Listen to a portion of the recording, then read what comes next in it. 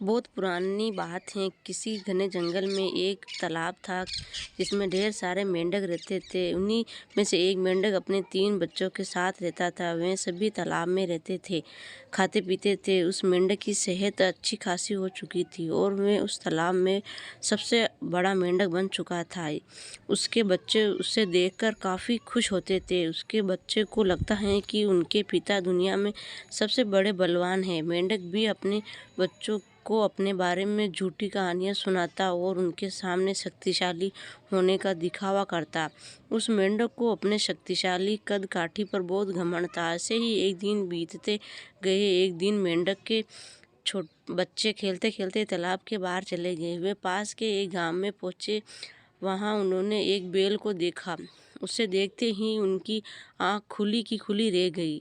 उन्होंने कभी इतना बड़ा जानवर नहीं देखा। वह बैल को देखकर डर गए और बहुत ज़्यादा हैरान हो गए। वह बैल को देखते जा रहे थे और बैल मज़े से घास खा रहा था। घास खाते खाते बैल ने ज़ोर से हुंकार लगाई।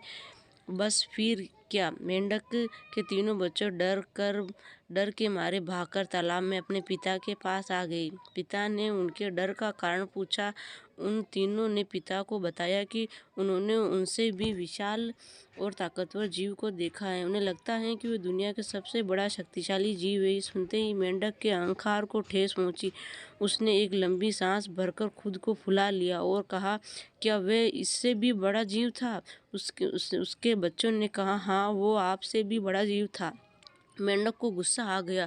उसने और ज़्यादा सांस भरकर खुद को फुला लिया और पूछा, क्या अब भी वह जीव बड़ा था? बच्चे ने कहा, यह तो कुछ भी नहीं, आप तो आपसे कहीं गुना बड़ा था। मेंढक वह सुन नहीं पाया और सांस फुला फुला कर खुद को गुब्बारे की तरह फुलाता चला गया। फिर एक वक्त आया जब उसका शरीर पूरी तरह फूल गया और फट गया। अहंकार के चक्कर में अपनी जान से हाथ धो बैठा।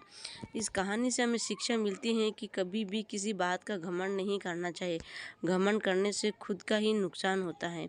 प्लीज़ आपको ये कहानी अच्छी लगी हो तो मेरे चैनल को लाइक, शेयर, सब्सक्राइब करें।